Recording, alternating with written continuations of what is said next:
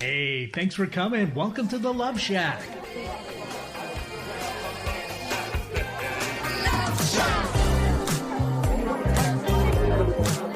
What's going on? And welcome to the Love Shack, a little place where we get together, explore fresh perspectives, and eavesdrop on juicy conversations and discover the things that really matter while having a little bit of fun along the way. This is episode number 77, woo woo.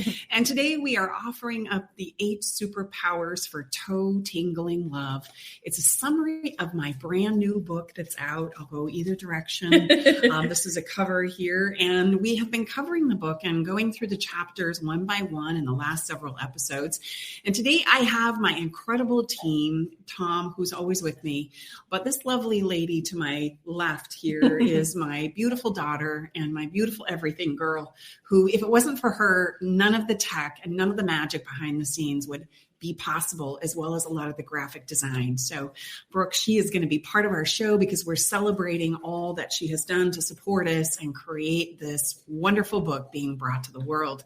So today we're going to talk about that toe-tingling love thing. That's what we call it, right? Yes.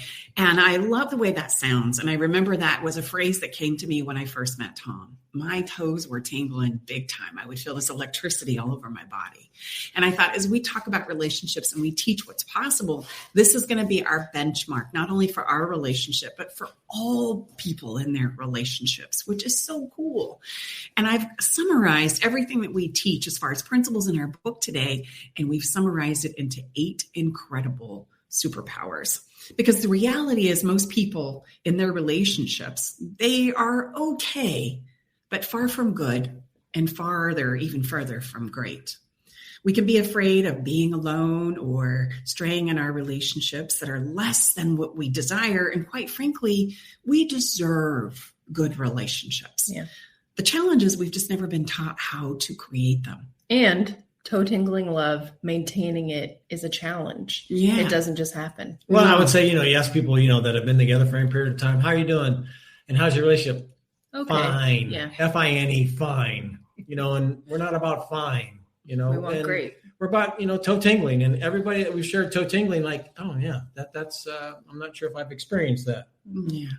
So we're Tom and Staci Bartley for any of our new listeners out there, and we are committed to helping couples rescue their relationships and turn their relationships into this toe-tingling reality that is absolutely available for all of us. We do this through one-on-one sessions, through this show, this podcast. We also, through our new book that's just out, but we also do this through our signature courses and processes. And so, gosh, if you're needing some help and support, come and explore what it is we have to offer. And we would love to help you create a toe-tingling relationship in your own life, because we now know it's possible. And I would just say, if you're thinking, God, you guys changed your set. No, we're not, because we're coming from our East Coast headquarters here in Virginia. Staci and I live in California, and Brooke lives in Virginia. And so, no, we have changed our set for today.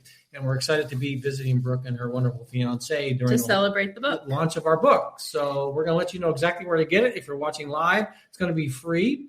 If you're listening to the podcast, it's free through Sunday, April. Eric said Virginia's for lovers. I know. And you know what? We pull up, Eric, you must be Virginia, because you pull up at the airport and there's a little sign that says, kiss and say goodbye, for real, the kiss and leave zone. Mm-hmm. And so Virginia is for lovers. So it's the perfect place for us to do this. And if by chance you are hearing or seeing a beautiful, like enormous, small-sized grizzly bear, or maybe a growl or something in the background. Or heavy breathing. Yeah, that's our granddogger. And we just want you to know she's here in the room with us as well. So, you're in for a lot of surprises. Yeah. We're going to take a quick break, and we're going to come back, and we're going to dive into that 8 superpowers that you absolutely can implement into your life, which again is a summary of our new book. We'll be right back.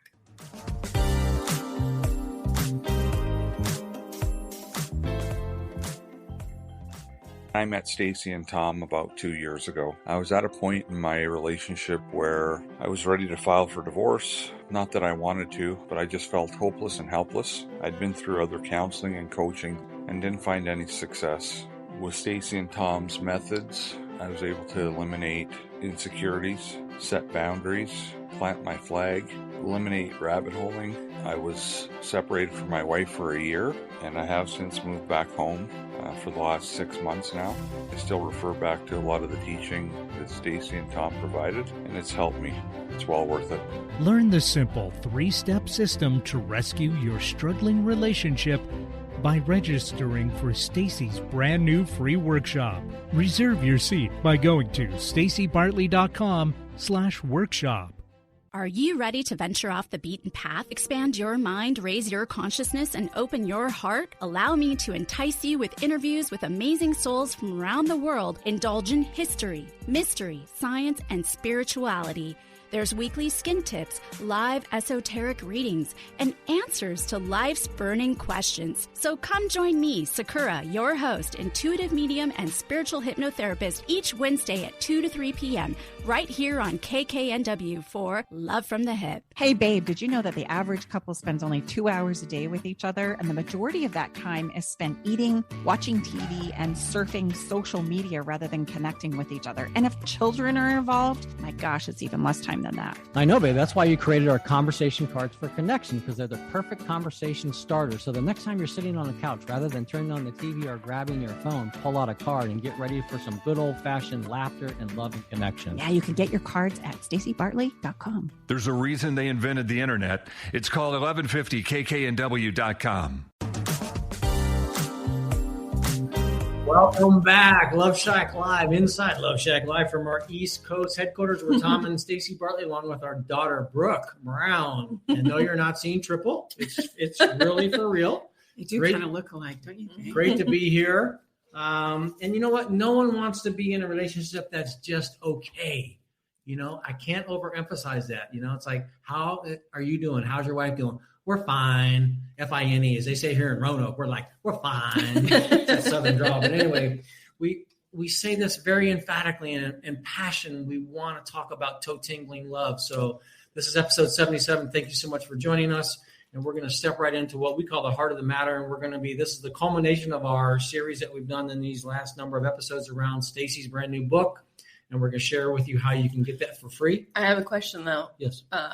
I'm speaking on behalf of the listeners. Okay. Is it possible to have toe-tingling love if you've been married for 30 years and your relationship is fine, or do you have to be with someone new? That's a great question. That is a great question. And here's what I want you to know about relationships.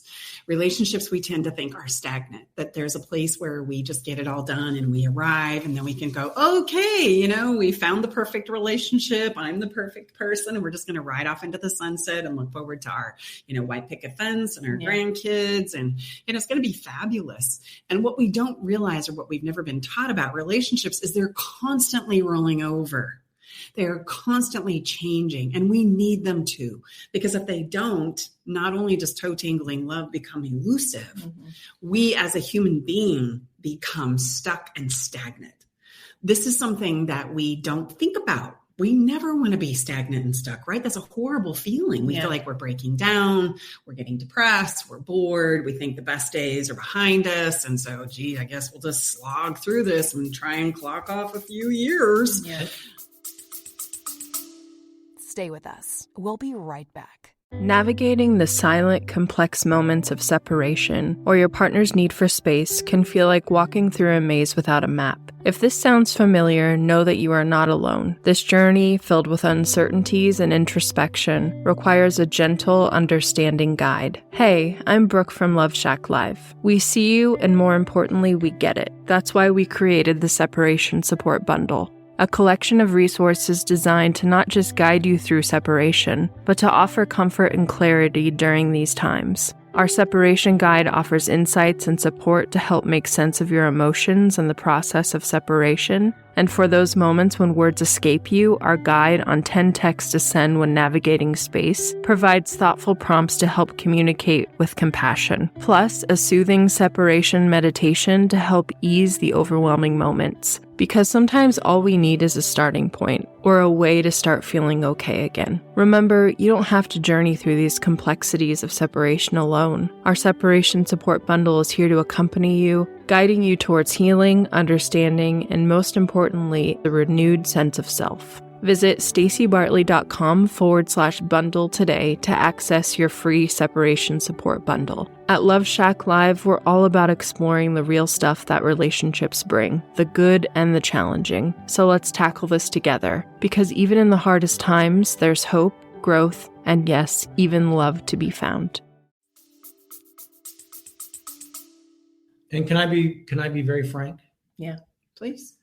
I like to say, some people say, that a dynamic toe-tingling relationship is going to be the most challenging thing that you set a goal for. Let's just be honest. I say it's the most complicated and ever-moving, ever-changing relationship we're ever going to step into. And especially if you've been together for a long time and you've settled into your roles, and you say we have nothing in common, and you're both sitting on the couch every night and watching your shows and looking at your phones, because that's what a lot of people do, and they think, there's no hope for me, but we don't fight all the time, so I guess it's good enough. Yes. And here's the thing, we are always wanting to roll over. I want you to think of your relationship as like something that can continuously be renewed, right? And redeveloped and redesigned, because that's how life works. It's a process of, geez, that worked. Okay, let's remember that day when, let's do another round of that. Remember when, okay, that didn't work. And it's all intertwined as we take another day and another day and another day. I want you to think of it more like all the things that we need to do to take care of ourselves. We need to take a bath. We need to do the laundry. We need to clean the house. Yes. Take out the trash. So it's never a place where it's stagnant and you're just done. And regardless of where you are in your relationship, there's always an opportunity for you to stir it up in a good way and implement something, right, that used to be, or something that you've always wanted to try. And not only is that true for our relationships, that's true for our life. Yeah.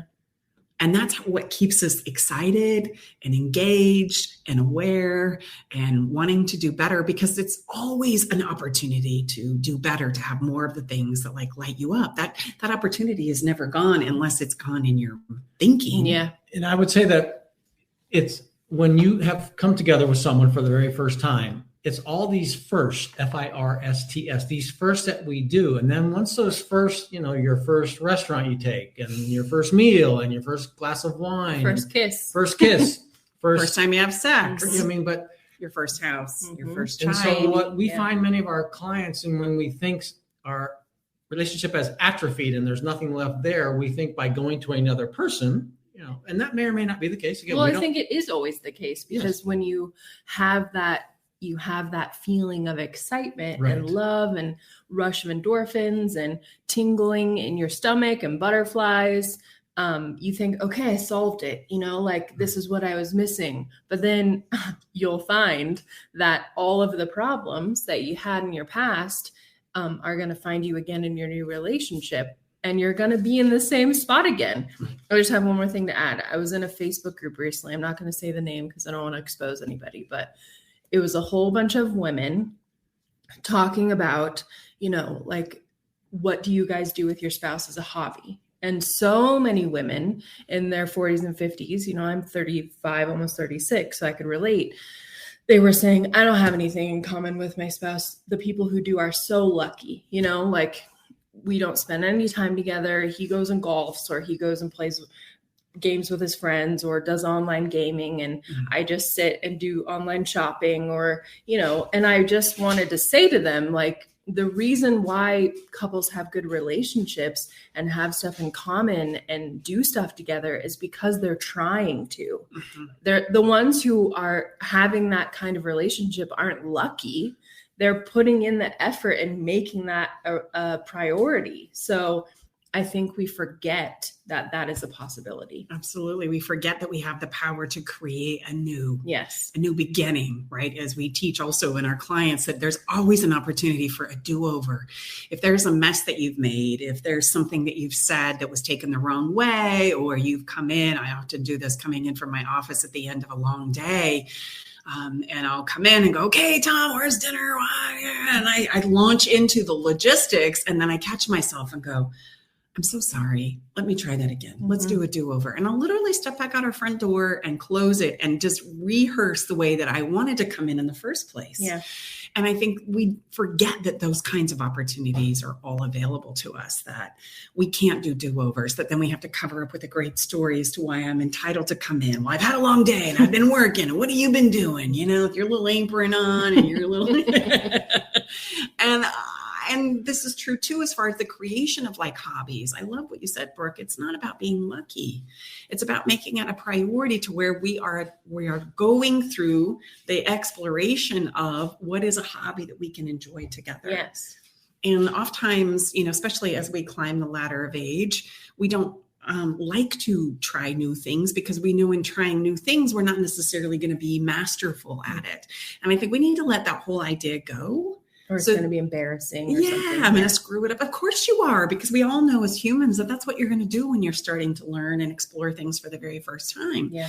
But as Tom and I were doing scooters, for example, a couple of springs ago, because we needed to find some new things to add to our relationship. Get your visual around that one, ladies and gentlemen. And I'm not talking a powered scooter. No, we're talking the ones that you see the kids, the razor yeah, the ones you push. Okay. Yes. And with the bike helmet on. Now that's really a visual you want to get your arms around. Yeah, that was epic. And Tom, it took me a minute to enroll him in this idea. Come on, let's just try, you know. And then I noticed, right? Gosh, we could hit a rock, we could crash. I mean, it's kind of hard to balance on. Are we going to be safe? I mean, all of these fears started to pop up, which is part of the process when we're trying something. And with one of my grandsons, I did take an epic fall. No, and it was unbelievably painful. And I did everything I could because my grandson was looking at me. Again, you have to remember that our children and grandchildren are watching us. And it took everything in my power because there wasn't a word said other than he was simply watching me. And which one was it? Grant Jr. Yeah. And that was, you know, and I had this lovely young couple, sir, do you need some help? Do you need us to call the ambulance? No, let's see if we can not have that happen. I took an epic fall. But yeah, again, what is it that I'm thinking of the quote? If the only birds that sang in the forest were the birds that sang well, there would be no singing. Yeah, that's so true. Would you like me to sing now? No. Well, and here's the thing.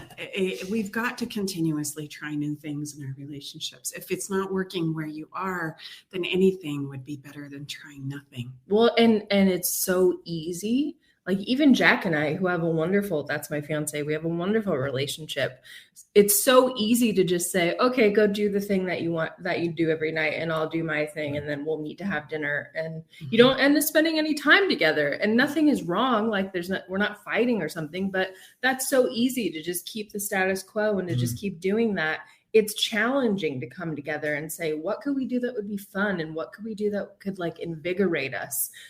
But that's what's going to lead you to the toe-tingling. And I would say it's not only easy. I would say it's seductive. The longer that we have been together and we have our patterns and, do it like Brooke just described, you really have to do a lot because energetically you're having to swim against the stream for a moment. Again, I always like to say this is no different than if in our professional lives, or in our athletic lives, or if we're choosing to do a new diet, you have to step out of what we've always done and do some things differently because the classic definition of insanity, we all know that one. Well, and sometimes I think when you're trying something new and it doesn't work out, like say your partner hated the game you played and was like crabby the whole time, or you tried a new recipe and it was gross and you had to order out instead. Or if you're like doing a dancing class and one of the partners hated it, that can really affect you and be like, oh man, I really messed up.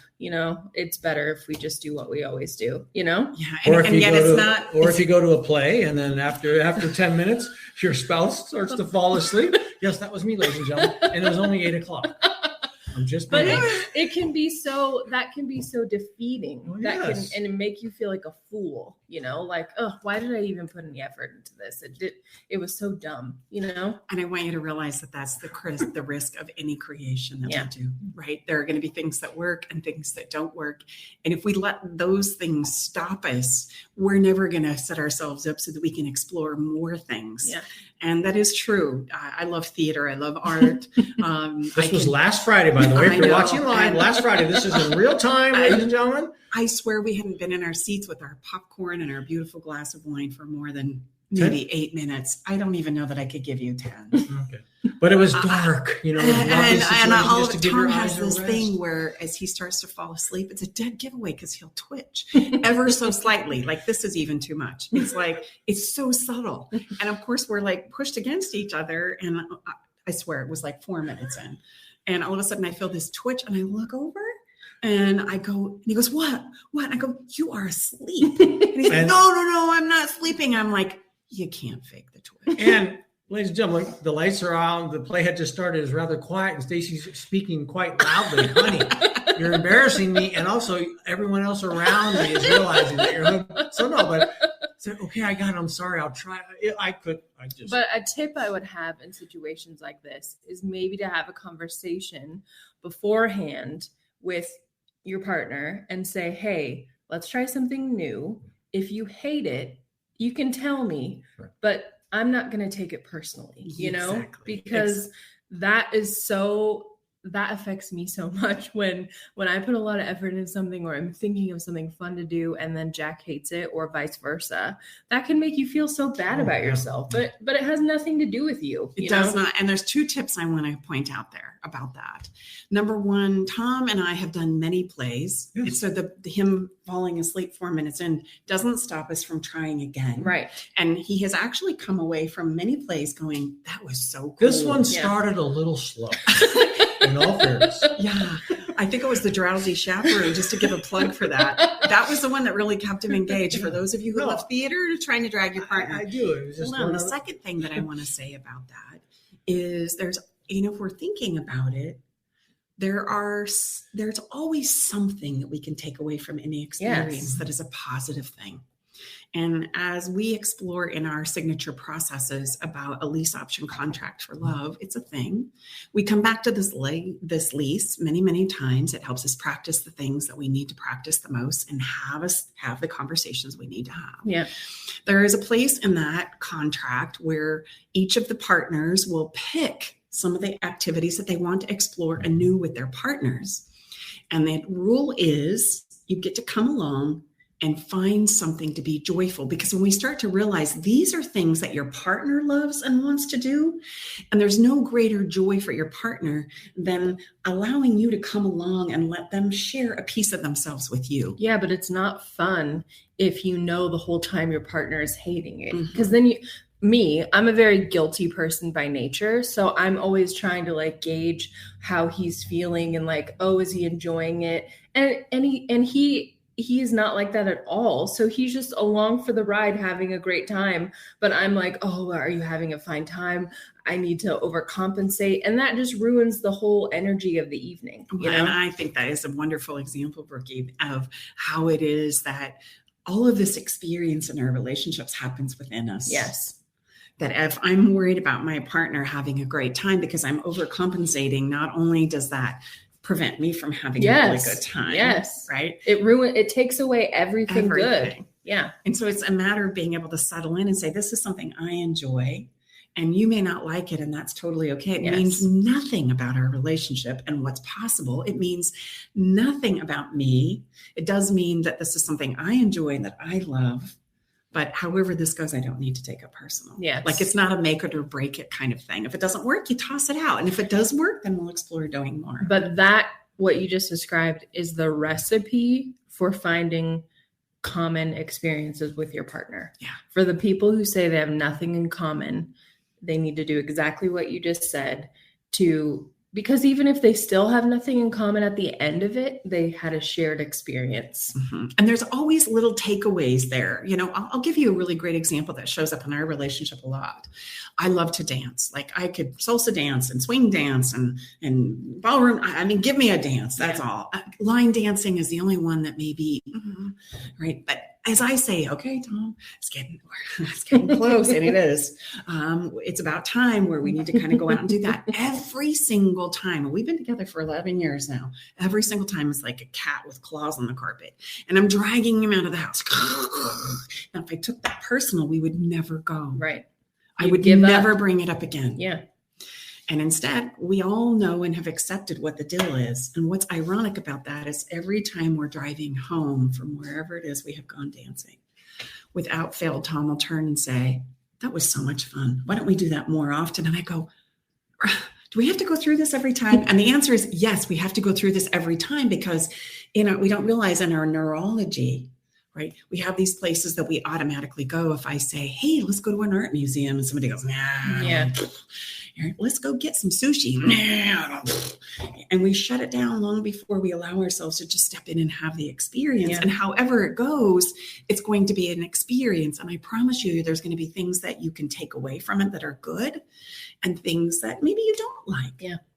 But there's something to be had for everyone. And the point is that you're exploring those. Okay, so we have 8 superpowers for toe-tingling love. Why don't we take a stab at going through some of these? Because what we have just shared is going to relate into a lot of these. Yes. Oh my gosh. Well, let's start with the first one. Get to know yourself and your partner again and I mean, again and again. that's basically what we just talked about. Yes. Because it's never a stagnant process. You don't want it to be a stagnant process because then it says the best days of our life and our relationship have happened.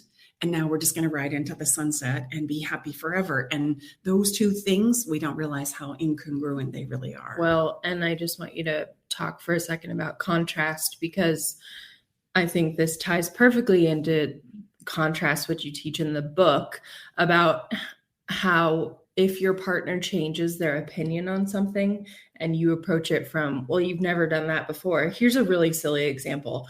Jack used to tell me that he didn't like red leaf lettuce in his salads. Okay. I make his lunches every week as a gift because he allows me to work from home, and it's just a great, it's a great trade-off. Yeah. Yes. And it makes me feel good, and he gets a healthy lunch.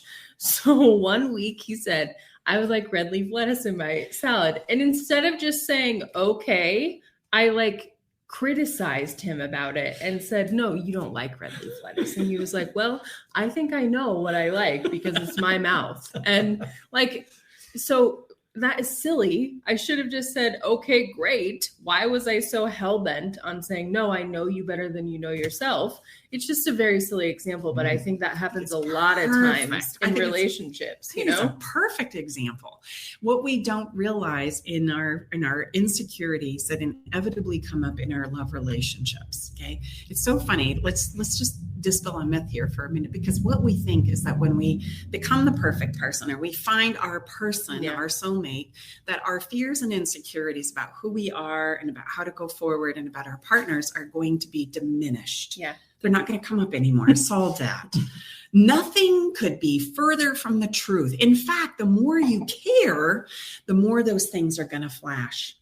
And we get all bottled up about telling me what the rules are and don't change them because that's the only thing I have to go on. That's what I'm talking about. That's what I wanted you to say. Yeah. So contrast is part of the deal. And I just want all of our listeners to just reflect back right now. Gosh, let's just look back 2 years ago before COVID. How have you changed your thoughts? What you eat, where you go, what you entertain yourself with has changed. The conversations you're having. And if we were to go back 10 years or even back to childhood, just notice the things that you used to love to do. Like I used to pretend like I was a vet and I'd go around the neighborhood and take care of all the animals, right? I don't do that anymore, folks. I just need you to know. It'd be weird if you did. It would be really weird if I was knocking on my neighbor's doors, going, can I check out your cat? I'm a vet with my little bag. I'd pull out my little plastic, And we don't realize that that's part of life. Yeah. Things change. I mean, think about the seasons that change. It's so normal and natural in the world in which we live. And it's also natural within inside of ourselves. And in our relationships, and I would have to say we talk often, if you listen to us for any period of time, that this is never a set it and forget it process. No. It's the most dynamic thing, as I just shared. So getting to know yourself and your partner over and over again, ladies and gentlemen, that's simply how it goes. Well, so rather than trying to repel that, how about if we embrace that? Exactly. That's and not only not repel it, but not make your partner feel stupid for changing their mind. Right. I feel like that's very common. Very common. And let's just think about where in the journey, depending on where you are, the changes that maybe are coming or that you've already weathered. Just to point out this even further. You first come together and you have your wedding day, and then there's the building a life together and you're setting up shop. There's going to be all kinds of pieces of contrast that are going to come up that you go, I never knew you like that. You like that? Oh my gosh. Well, that's kind of weird. Yeah. I mean, that's going to happen. What about when you bring a baby into the mix and you start a family? There's a whole new set of opportunities. And with every single child you add to the mix, there's going to be another set of adjustments and places and experiences that we change our minds about. Food and time and how I do my hair and what I wear and what lights me up and what's important and valuable to me. That all changes. Yeah. And then maybe you have no hair. And you used to have a lot of hair. I used to have a lot of hair, ladies and gentlemen. Like, really, Tom? Come on. No, it was seriously. black and curly. I mean, like a huge, if you remember the Bee Gees, if you're old enough to remember the Bee Gees, I had Bee Gees type hair, like Gala type. Bouffant. I had a bouffant. Yes, I did. So anyway. And what about stepping off and retiring or trying to maybe sell the family home or what about, stepping into the later years of your life? Or how about when all your children are grown and they're no longer with you? Staci and I have 8 children. Brooke's one of them, and they're no longer a part of you. And then all the grandchildren. So it's all we have is change. Yep. Change would be synonymous with contrast. Is that? Well, change is a part of contrast. Okay. Contrast are the parts and pieces that work for me and that I don't. And I'm constantly sifting these things. We'll notice that not only is it changing in significant ways like we've just described, but it also is going to change in very small ways. Like red leaf lettuce. Okay. And we want to be able to leave that door open, not only for ourselves to change our minds, because come on, let's be honest, we all do it. Yeah. We do. But for our partners to be able to change their minds as well. With permission and safety, as silly as that is, because I made a big deal about it. It's embarrassing to think about, Thank you for being transparent. But everyone does that. Yes. And I think women do it when they're like, no, I know my man, like straight women who know. And I love that you bring that up, because what are we really doing there? We're trying to take care of. We're trying to take care of them, but I also want the reassurance that I know my relationship is okay. Yeah. As I'm trying to comfort my own fears and insecurities. Yeah. And this is why it could be a big deal if you change your mind, because it's like, oh my gosh, then maybe I don't know you. Right. And then we panic, and then our minds can go all kinds of crazy places. Yeah. Listen, if I could give you a single piece of advice about relationships, I want to impart to you that emotional relationships are emotional. They feel them. And if we could turn our brains off and feel more, it would help us so much. Like, if you feel connected to your person, it's okay if they change their mind. Yeah. And yet our heads will start spinning out of control, like smoke coming out of our ears going, oh, what else don't I know? And that simple little thought can override that. I know I love you. I know you love me. I know we feel connected. And it can take us to these crazy places like, oh, they're having an emotional affair. Yes. This is a little off topic, but really quickly. A couple of episodes ago, when you were doing your communication episode, I tried to put a comment in the box, but you guys didn't read it at the time. But what you're saying right now is, I think sometimes when you're having a difficult conversation or you're trying to get to know yourself and your partner better, and it's like a more serious topic, a great thing for someone like me who's a little bit insecure and anxious to know would be, hey, the foundation of our relationship is not on the table right now. We're just having a talk. We're not discussing anything seismic. Nothing is shifting. Our foundation is strong. We're just having a conversation. I think that could be a really great sentence for a lot of people to hear, Yeah, I totally agree with you, because if a conversation about, I'm really struggling with this child or our extended family in the mix, or I'm really challenged with our spending, or I'm really wanting to switch things up in our sex life. Yeah. If that conversation degrades into, oh my gosh, we're now contemplating we're getting a the divorce. whole relationship, then you can see why it is we don't make much progress with that one simple little conversation. So I would say, so what Brooke just shared we talked about fairy dust, and I forget how many episodes ago, or we talked about that. Yeah, that's exactly what I was saying. Would that be a component you could add to the fairy dust? And fairy dust, ladies and gentlemen, if you didn't catch that, would be something you could share at the beginning of a conversation that may be difficult for you, to assure yourself and your partner that we're good. I'm simply going to share something that I've been thinking about that maybe I haven't been able to have the courage to share in a while. Exactly. Okay. Yeah. And that sounds something like, hey, I just want you to know I love you. I love our relationship. I'm totally in this for the long haul. And I have some things I want to bring up about our sex life. But also, I think specifically saying like the foundation of our relationship is not at play in this conversation. Jack has said that to me a couple of times, like without even knowing any of our frameworks. Like, we're not discussing whether or not we're breaking up right now. We're just having a conversation about this one issue. I think sometimes for people that are insecure or have a little bit of an anxious attachment style, that phrase can be very comforting. Oh, for sure. Which brings us to number 2 of our 8 superpowers, which is avoid the pretend and illusion. If we don't manage or realize that our movies are internal thoughts through this contrast, and one scary thought or insecurity leads to another one and another one, we call it a rabbit hole. And the rabbit hole just means I'm now spiraling out of control. And the fact that you told me I don't look good in this shirt has now sent me on this tangent in my thinking that you never want to kiss me again. Yes. And now you want to be done, and you're having an affair with your, secretary. Yes, exactly. Yes. And so I just need you to know and understand that our minds, our thinking has the power to take us and answer questions.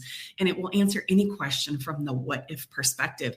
And I'll tell you what, it will come up with an answer. Because our brains, I heard this, I think from Brene Brown, they don't like unfinished stories. No. So they'll fill in every single blank. And think about in relationships, the majority of us have such a difficult time feeling in the voids, not only for ourselves, but for our partners.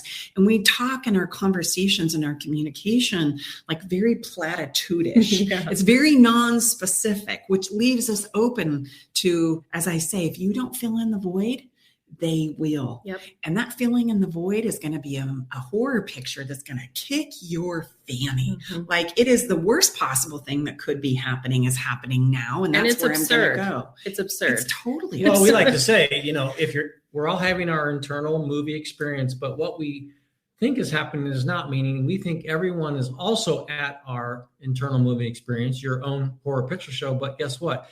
Only you are at the movie. Mm-hmm. So we have to understand, and through all of our different frameworks, how we share that movie with our closest people in our lives, but then extend that same gift and opportunity for them to share their movie with us. Well, and realize that everybody is having those same insane, insecure thoughts, but they are the star of their own movie. Exactly. Well, and we all think that our movies are so spot on. Like, we have got this so figured out. Yeah. Like, I already know how you're feeling. Like, and we even had access to the intel. And here's the last piece I want to add to this pretend and illusion piece. As human beings, we are so messy. Like, if there's a way to screw it up, we're gonna. That's how we learn. That's how we figure out what works and what doesn't. Yeah. And we start diving into conversations about trust. Right? We forget that trust is something I give. It's not something I'm granted. And trust is really my own belief in myself to navigate the risk that I'm putting on the table by loving you. That's it. Because it's only a matter of time before I say something that's going to hurt your feelings, before I do something that is not out of my, that is out of my character, because I'm having a bad day, because I'm struggling with inside of myself. I've had something just blow up my world, right? And I'm going to show up according to that. I show up as good as I feel, and I'm going to forget to go by the store. I'm going to forget to tell you I love you. I'm going to forget our birthdays and some of our anniversaries, because I'm so in my own world of thinking in that movie. And I need to not so much worry about making a mess. It's more about knowing how to come back around and clean it up, to create those new moments of do-over, so that we can stop and step out of pretend and illusion instead of continuously live in it, which I can tell you right now, This is not any research that I've done, just as a disclosure, but from what I see in my office, I'm looking back over my life experience myself. There's a lot of us, like a high percentage, 99.9% of us live in this space of pretend and illusion because we don't know what else to do. We don't even realize that our movies need to be vetted out. We don't even realize that we're reacting to something that I'm feeling and experiencing inside of myself. And now I'm taking it out on you, right? There's this great example that I say when somebody says, "You're such a jerk. I can't believe you would do and say that." I mean, just look at how I am in my physical body and who's being the jerk, me or the person I'm telling off. It reminds me of this meme that I see a lot in the relationship space where a woman and a man are sleeping in a bed. It could be a woman and a man too, but their backs are turned to each other and the woman's brain is saying, "He's cheating on me. He hasn't talked to me all night. He's thinking of his girlfriend." And then the guy has a bubble coming out of his mind and it says, "Why isn't my motorcycle starting?" I mean, that's very gender specific, but it's so true because if Jack is not talking to me as much as normal, I put all of this weight on him and I'm like, "What's wrong with you? Why aren't you talking to me? Why are you being so standoffish?" And he will say, "Am I being standoffish or are you being standoffish?" Yes. But we all do it. It's so true. And that people don't think that is pretend and illusion, but that's exactly what it is. It's putting all the movie in your head and saying that that's real life when it's not. Which takes us to... Well, hold on. Okay. One more point here. We can validate in our lives anything. Mm-hmm. The most absurd, right, thoughts that we have in our own places of personal insecurity can absolutely be validated. And I drive this home by just saying to you, where you're living in that meme, he's having an affair on me. Yes. I'm going to go 2 doors down to my girlfriend's house and I'm going to say, "You know what happened? He came home. He didn't talk. He's been ignoring me for days, and I know that he's been having I saw a text on his phone and I've been blowing up his social media. I just know." And guess what? She's going to agree with me. Yep. She's going to go, "Oh yeah, that's terrible." All those signs. You're right. "Oh, are you going to say something?" I recently had a client say, "Hey, I think that my past relationship was having an affair on me." And I says, "Oh, really? What? How did you come to that conclusion?" And he says, "Well, because I Googled it. I was given 4 signs that your partner's having an affair and she meets every one." And as I said, "Okay, share with me. What are they? Let's vet this out." Well, number 1, they struggle with fear and insecurity. People, that's everybody. That's not people who are just having an affair. That's like all of us. I mean, and the more I care, the more I have fears and insecurities that come up in me, right? Number 2, it was like, they go missing and they don't show up and they don't have conversations. Again, how many people are doing that in their relationships? Oh, I don't know about majority, right? Meaning that when you have a fight or you have a disagreement, you walk away. Yes. That's what you mean. That's exactly what I mean. And then I don't know how to approach it again. So there's several days of silence. And then we finally muster up the confidence, or shall we say, not even the confidence, but the courage just to open up the conversation. Anyway, we go through all 4 of these and I'm like, yeah, that's everybody. Yeah, that's the majority. Yeah, that. And I'm like, you know what? That's something that somebody threw out there to get attention. Mm-hmm. And it doesn't mean anything. And so the pretend and illusion runs rampant in our relationships because we don't really understand how we operate and show up in it. And we certainly don't give that same airtime to our partners. Which takes us to number 3. And ladies and gentlemen, we're probably not going to get to all 8. I'm just saying, but probably going to end on number 3. They're in our book, but I would say if we had to pick our favorite, but I say this a lot, but this is the one that makes, I'm going to brag on my wife, makes Staci's frameworks and teachings unique. Yeah. And this one is all throughout Staci's book. There's an emotional push-up at every end of every single chapter. And practice emotional weightlifting is a secret sauce. So, babe, share with us in a somewhat Cliff Notes version, What is emotional weightlifting? Is that just a fun, cute saying? No. Emotional weightlifting is our ability to understand, digest down, right, and also manage our emotional experiences. We don't realize we've been talking a lot about the thinking because the thinking gets us into a lot of trouble, right? The thinking will go and find answers, as we've said, to fill in those voids. But it's the feeling, right, that also gets us to react. And we show up as good as we feel. And so therefore, if I'm not showing up or feeling so great, I'm not going to show up so great. Mm-hmm. And this emotional weightlifting is something that we absolutely need to improve on and develop strength and capacity with, so that we can emotionally regulate ourselves, so that we can understand our own emotions. Because at the end of the day, in our relationships, it's the only thing that I have to offer up in my relationship is an understanding of myself and where I go and what I'm feeling. And then I need to not only give myself that space and permission, but I need to give that space and permission to my partner too. Because as we've talked here throughout our conversation, it changes. It's dynamic where you are, how you show up, how they show up, what they need, what they want. It's all in flux. It's all changing. And if we don't have the conversations about this, or the ability to understand ourselves and translate our own thoughts and feelings into words that then I can share, well, then I can't teach my partner how to love me best. They're never going to understand me or what drives me or what's important to me. And quite frankly, you're never going to understand them either. So share with us, like you do in the book, like what would be a really specific emotional push-up example you could share with our listeners right now? Say a fight about a husband or wife going to their partner saying, I don't really feel like you are understanding me or reciprocating like the caring actions that I, like buying little gifts or like showing you that I care. I don't feel like you're giving that back to me. Number one, how do you not be defensive? Because that's part of emotional weightlifting. Mm-hmm. And how do you respond to that in this kind of way? Well, in the emotional weightlifting compartment, I'm not going to sell you a bag of goods by telling you that sometimes hearing some of those things doesn't hurt. Like, it's kind of taking the punch. And here's what we've learned about emotional weightlifting is that if it hurts, we're doing it wrong or that there's a problem. So I immediately become very reactive to that without realizing, okay, no, that's normal. Emotional pain is part of the emotional experience in our relationships. There are going to be things that are going to punch you. And in our effort to feel that or to not feel that punch, we're going to try and avoid it and pretend like it's not happening. Right. Without realizing, okay, that's just going to prolong the emotional pain that you're feeling.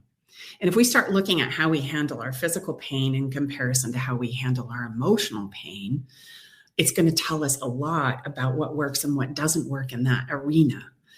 If I take the punch and I really understand why it is you are feeling that way about me, we can get better about how we show up in our relationships quickly and effectively and efficiently. If we defend it or shut it down, don't want to go there, then we prolong the pain. And what ends up happening is that pain will escalate. Much like something that's injured me physically or a sickness that my physical body has that I don't want to look at, I don't want to address, I don't want to have tested, I don't want to talk about, I don't want to explore. 9 times out of 10, those don't just heal on their own. They usually, increase in intensity, vying for our attention. I'm going to throw myself on the fire here and say, if this happened to me, one of my first defensive things I would want to say is, you're right, I'm a terrible partner. Like, do you get what I'm saying? Mm-hmm. You're right. I'm terrible. I'm a piece of poop. Why are you even with me? So I know you shouldn't say stuff like that. When your partner comes to you with something like that, do you apologize? Like, what do you do? Do you say, I'm sorry that I don't, you know what I'm saying? My favorite is help me understand where you're coming from. Just help me understand. If you're coming to me and saying, hey, our sex life is really messed up right now, we need to talk about this, rather than me get defensive, which is going to be my natural emotional reaction. If I don't have any emotional strength to say, okay, help me understand what's not working for you. Right. And I might have this thought, remember my brain and that's part of emotional weightlifting, is learning how to turn this off and just go, oh, that's hard to hear. And I can even say that. What's interesting about emotion is if you name it, it's easier to tolerate. Oh, that was really hard for me to hear. And I go to these places like, oh my gosh, you don't like to have sex with me. Is that true? That would be another great example of how to work through that, right? And address what you're feeling and what's playing out without making it about something they're like needing to feel guilty and shameful for bringing to the table. Without making it about yourself too. Exactly. Because if I shut the conversation down, is our sex life improving or not? No, not even a chance. And does that change the way that they feel about what's happening that they're trying to lay on the table? Not even close. In fact, it just probably exacerbated it. And that's why the best place you can be inside of yourself with your fears and insecurities, it's about bringing them to the table, which is why I love it when we talk about our internal movie. One of the first things I teach our clients is, this is what's playing out on my movie. I'm in this insecure place and I feel like you're saying this. Is that true? But then I feel like in some of my personal experiences, you're asking your partner in that moment to like reassure you and comfort you, which I feel is a little bit strange when they are the one coming to you with a problem. So do you get what I mean? Well, it's all about listening there. Absolutely. Because they have a movie that's playing out in their side of the equation as well. And it's about the permission and space to share it. So It's like, if I say this is what's playing out in my movie and I share it, and I need to close my mouth and say, what's playing out on yours? Okay. Where did you just go? Help me understand where you're coming from now. And it's not so much about the movie as so much as it is the understanding and what we're going to do with it next. Okay. And so I can say all kinds of things. I can say, I'm uncomfortable. This hurts my feelings. I'm feeling so angry right now. Gosh, what you said really hurts my feelings. Can you help me understand how you came to that conclusion? Because this is what I'm hearing you say. 9 times out of 10 is some version of like, no, that's not at all what I meant. Right? How did you? And Tom's looked at me dead in the face and gone, how did you get there? The bottom line, ladies and gentlemen, is this emotional weightlifting is huge. And the reps that we all need to do in the emotional weightlifting gym literally are more than just several. And very few of us that I've ever come across have very few reps in what we like to call this metaphorical gym. Why? Because there's nowhere that we go. But it's not metaphorical anymore. It's real. And we're actually going to be starting our own online emotional weightlifting gym. That'll be coming soon. But it's the reason why it flows off of Staci's mouth so easily. Well, because this is what she does all day, every day, working with our private clients. So even I have to say, now share that with me again one more time. What did you say? And help me understand. It's not even the words are fancy. It's the sequence of how we share them with our partner that can be very, very powerful for us as well as the receiving side, and then vice versa. It's just exchange. It's building that muscle memory in our emotional part of our body so it's not so foreign to us. Well, and Brooke, you've brought up so many great points in this conversation today, because sometimes it's not even so much about figuring my partner out. In fact, we can't do that. Right. But we become so obsessed with trying to figure out how I need to show up based on how they're reacting to me that I forget and lose place in sight of what I'm feeling and what I'm needing inside of myself. Well, and I think for the person that's coming to the table with the difficult conversation, first of all, that's hard. Mm-hmm. That's hard to tell. And scary. Yes. It's hard to tell your partner, you're not satisfied with your sex life, or you're not feeling seen or heard or appreciated. Those are all really hard things to admit. And so I think taking off the table, like, it's not a conversation where we're going to be apologizing to each other, taking all that baggage off the table with emotional weightlifting allows you to actually talk about the hard stuff. Well, what we're after really at the end of the day is understanding, isn't it? Understanding why it is I feel the way that I feel, and then understanding where you're coming from in the conversation. And we don't realize how many times we make that process so difficult for us because we start reeling inside of ourselves, and then we allow our brains to fill in the gaps, and we don't talk specifically. Yeah. The specifics are what set us free. They're the things that make things congruent, where what you're saying and what you're doing now makes sense. It lines up and we go, that makes so much sense. Because we as human beings, we cannot stand somebody with tears streaming down their faces or obviously angry, and then they're telling us, I'm fine. Yeah.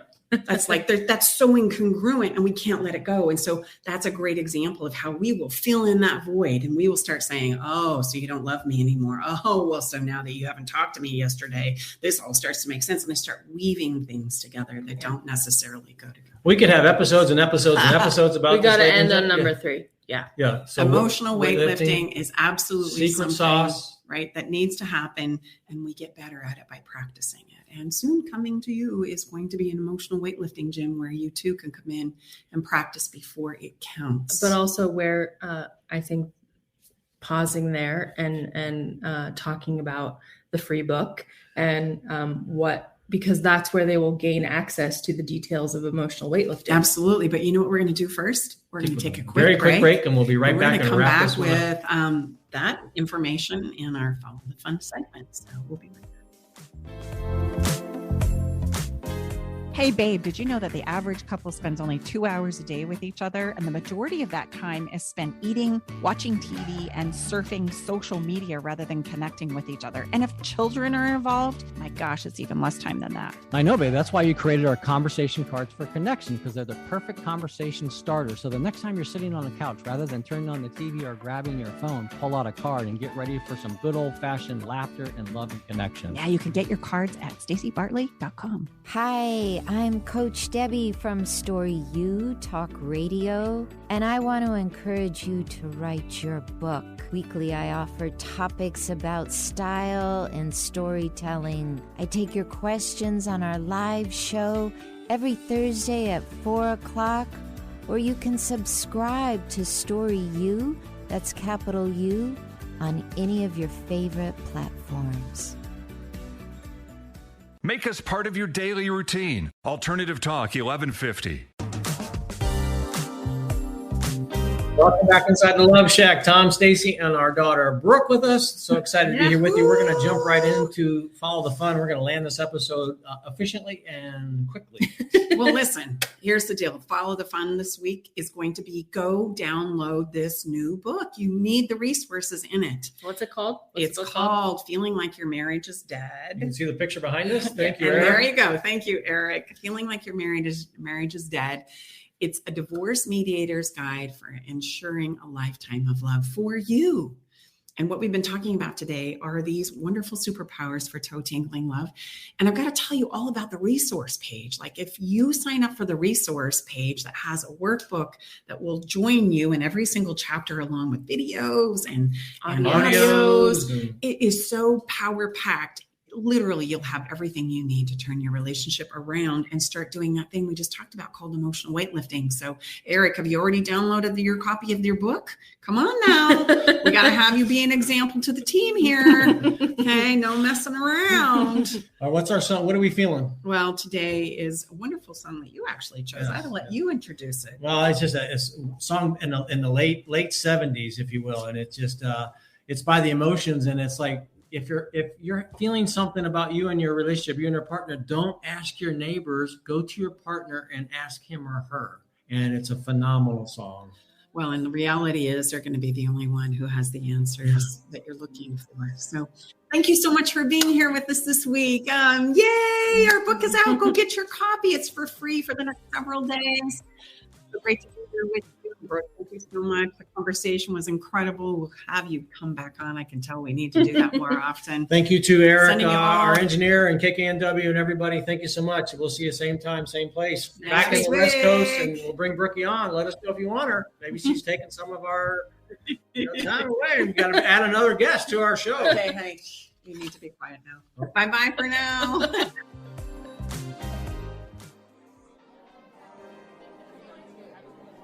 Thanks for joining us today in the Love Shack. We hope you came away with something that made your toes tingle. To learn more about everything you heard on today's show, go to stacibartley.com/podcast. Love the show? Help us spread the love by sharing the show with others. Okay, everybody, time to go. We got to close the doors to the Love Shack for this week. You don't have to go home, but you can't stay here. Come back next week, though, and join us for another edition of Love Shack Live with Tom and Staci Bartley.